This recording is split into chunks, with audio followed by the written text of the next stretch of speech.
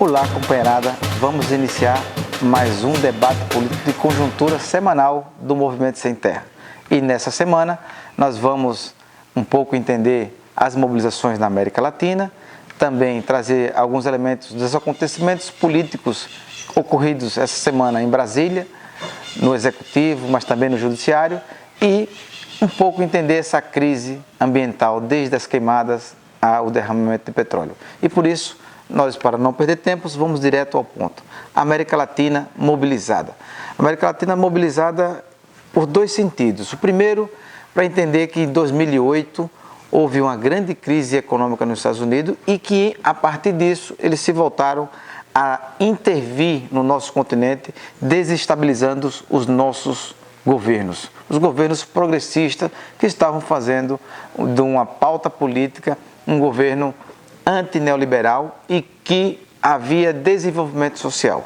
E para isso, eles necessitavam desestabilizar esses governos.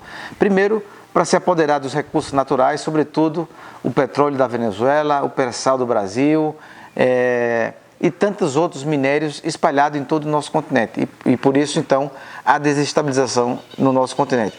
E para isso, as grandes mobilizações de resistência na Venezuela, em Cuba, na Bolívia, em todos os países que aí resistem. E também na Argentina, que agora, depois de um governo massacrante do Macri, agora a Argentina volta para as eleições para que se eleja um candidato que pense e tenha um programa econômico voltado para desenvolvimento social e que não atenda à pauta do FMI, do imperialismo e do desmonte da política pública. É importante a gente entender isso porque também na América Latina há outros níveis de mobilizações. Por exemplo, no Equador, as mobilizações que começaram massivamente durante todo esse período foram mobilizações indígenas convocadas pelo povo contra justamente a política neoliberal adotada pelo governo de Lenín Moreno. Uma política nefasta, onde o principal ponto era o subsídio do combustível. O combustível dobrou de preço e as mercadorias todas aumentaram. Mas nesse sentido, não era só o preço do combustível e das mercadorias, mas também a precarização do trabalho, também a retirada de direito, onde inclusive uma das medidas do governo era de que cada trabalhador teria que trabalhar um dia no mês para que o governo acumulasse recursos para os bancos. Então, a partir disso, o Equador também se mobilizou. Nesse mesmo bojo, uma crise fundamental econômica, política no Peru também desestabilizou e o povo do Peru está em constante mobilização para recuperar um programa econômico que seja voltado aos interesses do povo e não aos interesses do capital.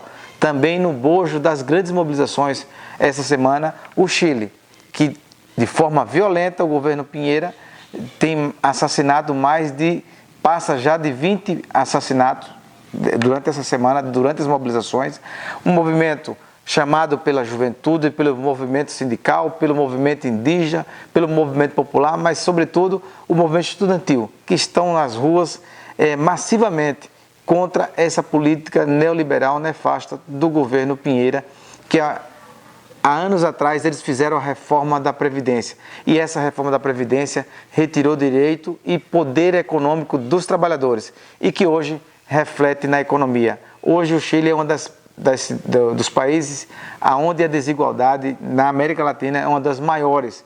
Os ricos cada vez mais ricos e os pobres cada vez mais pobres. Portanto, os pobres se levantaram novamente para exigir mudanças de governo e exigir a renúncia desse governo Piñera.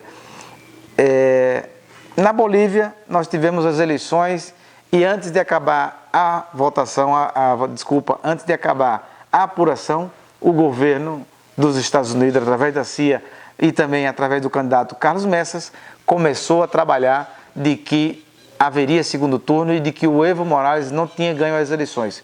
Os números estão muito claros. Evo Morales ganhou com mais de 10 pontos percentuais na frente, assim como reza a Constituição, e foi reeleito. Mas estão tratando de desestabilizar essa eleição do presidente Evo Morales para implementar um golpe de Estado na Bolívia. Então, sigamos atentos. América Latina mobilizada, o povo se levanta novamente contra uma política nefasta, neoliberal em todo o continente, contra a intervenção norte-americana para se apoderar dos recursos naturais, mas também, principalmente, contra esse bloqueio criminal e injusto cometido pelos Estados Unidos em Cuba e na Venezuela. Então, povo latino-americano, organizai-vos e lutai-vos para que a gente possa derrotar as políticas neoliberais e construir um programa da classe trabalhadora onde a economia e os nossos recursos naturais estejam garantidos para que o povo latino-americano tenha acesso e, ao mesmo tempo, a educação, a saúde e a sua aposentadoria garantida. Então, o nosso continente latino-americano está em grandes mobilizações em luta. O segundo ponto que eu gostaria de comentar aqui é o Brasil. Olha, nós tivemos essa semana, já são 11 meses do governo Bolsonaro, um governo eleito pelo fake news, que mantém a política de fake news, de mentira, um governo que não respeita as instituições e não respeita nem sequer o seu partido, e essa semana estourou uma grave crise dentro do próprio partido do presidente, o PSL, mas o que está por trás disso? Nada mais, nada menos do que 280 milhões do fundo partidário. A briga da família Bolsonaro com o presidente atual do PSL, o Luciano Bivar, é para ver quem é que vai disputar, quem é que vai dominar, quem é que vai se apoderar do fundo partidário do partido do PSL para poder investir nas suas campanhas eleitoral do ano que vem. Então, a briga é grande, a briga de cachorro grande. Mas o Jair Bolsonaro deveria aproveitar a briga, já que eles gostam tanto de recursos, e explicar para a população aonde está o Queiroz, cadê o recurso do senador, o filho do Bolsonaro, o senador do Rio de Janeiro, de que eles tiravam dinheiro dos funcionários da Alerj, e aonde está o Queiroz, Bolsonaro? E por último, dessa crise desse governo, olha, quanto tempo já passou do assassinato de Marielle e o vizinho de Bolsonaro foi encontrado, no seu vizinho, foi encontrado mais de 170 fuzis. Os que estão presos têm ligação direta com as milícias e com filhos do Bolsonaro. Então, esse governo tem que responder quem mandou matar Marielle. E essa pergunta nós não vamos nos calar nunca até que a justiça seja feita. Então, esse governo está aí, cheio de crises internas, o Brasil jogado numa crise econômica sem tamanho, não tem gerado emprego, pelo contrário, o número de desempregados aumentou para 14 milhões, e aí eles ficam fazendo uma propaganda de que agora tem uma geração de emprego. É mentira. O que está se gerando é um emprego onde as pessoas buscam alternativa de sobrevivência. E esse emprego que eles dizem que estão gerando, as pessoas não recebem nem R$700 por mês. Ou seja, é a precarização total feita pela reforma trabalhista. E essa semana, novamente, o governo, junto com o executivo, aprovou no Senado a reforma da Previdência, que vai precarizar ainda mais a situação do povo brasileiro. Mas isso é uma cena dos próximos capítulos que a gente vai dialogar em outra conjuntura. Mas eu queria, antes de passar para o terceiro ponto, trazer presente o STF. O STF, essa semana, começou o julgamento sobre a prisão em segunda instância. A Lava Jato, que desmontou o emprego no Brasil, que condenou um presidente injustamente porque não tem prova e não tem crime, e agora eles querem manter. Aliás, eles querem pegar a Constituição e rasgar a Constituição, porque na nossa Constituição garante de que o preso, o criminoso, tem que ter direito à sua condição de defesa nas várias instâncias. Então, portanto, o julgamento de segunda instância que está aí é um julgamento que eles estão politizando justamente por conta de um crime que eles cometeram. Qual foi o crime que eles cometeram na Lava Jato? Eles prenderam o ex-presidente da República sem prova e sem crime. E que o STF julgue o que tem que ser julgado. E o que tem que ser julgado na próxima semana, que já está 3-1, é a votação sobre a decisão sobre a prisão em segunda instância, e nós esperamos de que essa decisão seja mantida à Constituição e de que qualquer preso tenha direito à defesa ampla, como garante a nossa Constituição. Estamos olhando para Curitiba, porque olhando para Curitiba nós estamos olhando para o presidente Lula, para que a gente possa retomar a nossa democracia. Só tem uma forma, com a liberdade do presidente Lula, porque não teve prova, não teve crime, e aí com a votação da segunda instância a gente restabelecer a democracia com a liberdade do presidente Lula e a retomada do debate político nas ruas por um projeto novo, por um projeto que inclua o povo e o pobre de vez na economia e no desenvolvimento social do nosso país.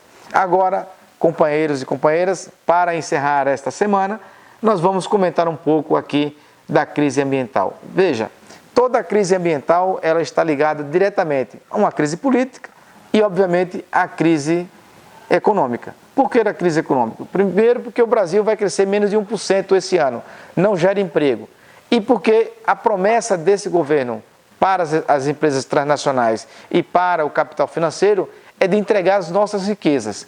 Então, qual é o programa econômico? Privatizações.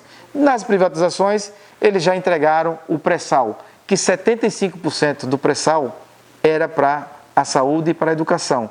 E eles entregaram para as empresas, inclusive para a Shell, que derramou óleo nas praias do Nordeste.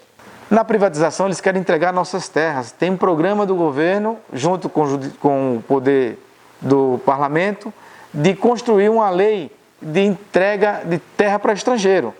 Ou seja, entregar o nosso patrimônio para os estrangeiros. Tem um processo em andamento no Congresso Nacional e no Executivo de regularização fundiária. O que significa essa regularização fundiária? Nada mais, nada menos do que 800 áreas que o governo quer regularizar este ano ainda, significa a legalização do grilo, ou seja, legalizar a corrupção de terra no Brasil para latifundiário. Então, essa política do governo, essa política econômica do governo vai afetar diretamente o meio ambiente. E por isso, então, o acordo feito com Jair Bolsonaro e os garimpeiros, que inclusive eles se acertaram em grupo de WhatsApp para tirar o dia do fogo e tocaram fogo na nossa Amazônia, devastando centenas de hectares de terra, e acharam pouco, seguiram devastando também na região do Cerrado, que é o berço das águas do Brasil. A repercussão foi muito pesada, porque o governo incentivou. Por que o governo incentivou? Porque o governo retirou a fiscalização, sucateou o INCRA, o CTN-Bio e os órgãos de investigação e parou com as fiscalizações, dando condições dos latifundiários, dos garimpeiros poderem tocar fogo na Amazônia e ficarem por isso mesmo. Mas estamos atentos e vamos iniciar um grande programa de reflorestamento nas áreas de assentamento, nas encostas e nas beiras dos rios, para a gente retomar um país com produção de alimentos, mas também com preservação do meio ambiente.